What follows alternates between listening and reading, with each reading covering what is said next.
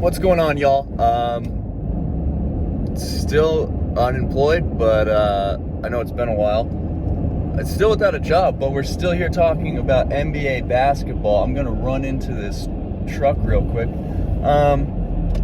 NBA trade deadline's coming up. Have to talk about that. Had to come back to speak on that a little bit. We got a little taste with Cam Reddish going to the Knicks for a first, and Kevin Knox, and Solomon Hill also going to the Big Apple, although he's out for the season, so it doesn't really matter. And then we got three teams: Celtics, Spurs, and Nuggets. Might not really matter long term. We'll see. Pretty much it depends on if Bryn Forbes is like a huge piece for the Nuggets playoff run, or if Bol develops into something for the Celtics. That's basically the only thing that could happen there. Or if the eighth grader that the Spurs traded for in that 2027 second round pick, whatever they got, maybe that becomes the next Nikola Jokic, and that would be pretty wild. But what I really want to talk about is a team kind of in turmoil right now. Front office not making a ton of sense from what has been leaked and what we're hearing in terms of trade talks, stuff like that. And that is the aforementioned Atlanta Hawks. So they already gave up Cam Reddish for some draft capital that, presumably they could flip. But from what we're hearing, John Collins, I'm not sure if he's on the trading block. They're at least shopping him. It seems more of a personality issue than like a fit issue. Defensively they've not been very good, and he's more of an offensive minded guy. Shoots over 40% from three. Usually he's in averages 20 and 7, something like that. Can finish lobs. Great player, John Collins. Absolutely great player. They threw him in Ben Simmons talks, but now I'm hearing Hawks want a starter and a first round pick for John Collins. And this is one of the few times I think so far that I've actually seen someone that I think a team's undervalued their price and what they could get for him.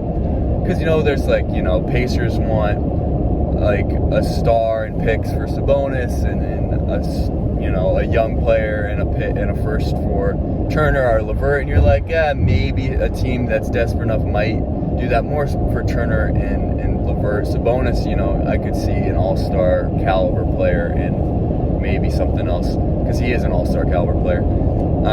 Eric Gordon, they want a first for. Kenrich Williams, they want a first for. There's a lot of players. Teams are asking a lot, and obviously as we get closer to the deadline, I imagine the asking price will go down if those teams actually want to move on from those guys, and if not, they'll just keep them. And John Collins, 24 years old, just signed an extension, a long-term deal, so that's not a concern if you're going to trade for him. And, pretty reasonable. It's 23 this year, for the next 4, something like that. I think that will look pretty good. 2 or 3 years now, you're going to be paying, a 26, 27-year-old John Collins, pretty decent money, especially as the cap goes up, and we're going to see, contracts that were are you kidding me? Because Davis Bertrand's making 16 mil. We're going to see some of those too. So I don't think John Collins on that contract's that bad. And a starter and a pick, I saw something else said the Hawks were interested in Derek White. He's a starter. Spurs have picks. So you look at did I say, yeah, Derek White. I was going to say Devin White is the linebacker for the Tampa Bay Buccaneers. Derek White, and then, money-wise doesn't exactly work out, so you have to throw in, they just got Juancho, would even it out, and a first probably 2 years from now. If I'm the Spurs, I'd probably want to keep the more recent ones because I'm not that great, and that pick probably is worth more. But is that it fulfills what the Hawks reportedly want in a starter and a first round pick, but it depends. A starter can mean a lot of things. Doug McDermott starts for the Spurs, but DeJounte Murray starts for the Spurs. So I kind of need a little more clarity on what caliber starter the Hawks are asking for. But if I'm them, I would ask all-star caliber, start at all-star caliber, see if you can get, because the Hawks are a win-now team. They're still young, obviously, got a lot of pieces. But if I'm them, I'm thinking I want to build long term. John Collins at 24 is someone you probably would want. But, you know, if the fit's not right, he's not getting the touches he wants. It's a lot of the Trae Young, Clint Capella pick and roll is kind of the foundation of their offense. So I could see, you know, John Collins is frustrated by that. And then he said he wasn't. So we don't really know behind the scenes what this Hawks locker room looks like. You know, they just went to the Eastern Conference Finals. Now, you know, not doing so hot. Trae Young made that comment early on about, like, man, the regular season is just not the same vibe as the playoffs, and we're just like, it's like a bummer. Not the greatest thing to hear when your team is under 500 in the regular season, and they're just like, man, I really need the playoffs to just, like, need the playoff atmosphere to get myself going now that I've, like, gotten a taste for it. It's like, no, dude, you gotta play 82 games before you get to that point. So I don't know. If I'm them, I'm looking at probably upgrade at wing. I know DeAndre Hunter's probably, I mean, they've said Trae and Capella are kind of untouchable, which a little, I know they signed Capella long term, but Onyeka's sitting there, and he's like, I feel like a serviceable, sorry, these New England potholes, I tell you what, makes it really hard to film anything. You have Onyeka there who can basically, it's like maybe could do 80% of what Clint Capella could do, maybe more and maybe better, especially for the price tag. So I wouldn't be against shopping Capella. I don't think they can trade him since the extension this time around, but maybe over the summer. Yeah, Hunter, it would have to be like a huge upgrade at wing to probably get rid of Hunter. But Collins just in and of himself, and maybe if you pair Collins with like a first, I don't know if you could get a Sabonis. I'm not even sure if that really helps you from a defensive standpoint, and probably not the best fit with Capella. But like that echelon of player, if that's what you're looking for, if you're pairing John Collins with the Hornets pick, I mean, the problem is there's not, you know, a huge amount of stars kind of on the block. And so like John Collins right now, in terms of like most likely to get traded, is probably up there. Because Sabonis, I don't think, it doesn't seem like, it seems more Turner and LeVert in Indiana are on the move than Sabonis.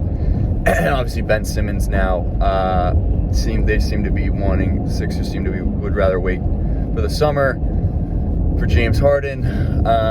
So I'm not really sure what the John Collins deal is gonna look like. I think, you know, the Kings could be an interesting suitor,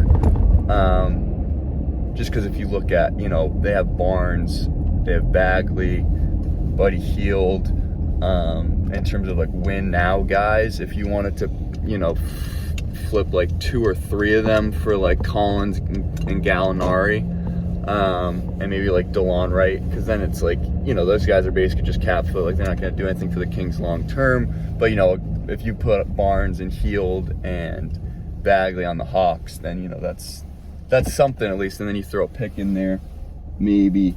I don't love it. I like it for the Kings, obviously. I think the Kings, if they're going to pursue John Collins, it makes a lot of sense. But I don't know if there's a real easy landing place for him. You know, Detroit, if you look at Jeremy Grant and Collins' contracts are pretty comparable. I think you'd need more from Detroit, though. If I'm Atlanta, I'm asking for a lot more than just Jeremy Grant.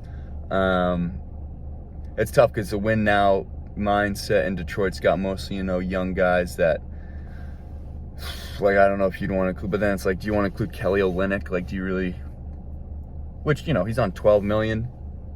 He's not like the sexiest pickup, but at the end of the day, he's a pretty solid piece. So I don't know. We'll have to think. Atlanta fans, man, I don't know. I don't know. You got Trae Young. That's pretty sick. DeAndre Hunter can stay healthy. You got DeAndre Hunter. Pretty sick. Kevin Huerter, not sure. He could be on the way to Boston for Marcus Smart. They need something with the defense, man. So I don't know if Marcus Smart really is going to fix a lot. I think he could be good on and off the court, probably. And and the Hawks got a lot of pieces, so we'll have to see what they do. Right now, ask a little more for John Collins, though. Like, I don't know why you're undervaluing your own guy. You might as well start top, at the top and work your way down and do the Daryl Morey thing where it's like, yeah, I'll ask, LeBron for John Collins. Who says no? Okay, move up the coast. Steph Curry for John Collins. Who says no? Dame Lillard for John Collins. Who says no? And then you get your guy. Okay, it's that simple. Write that down.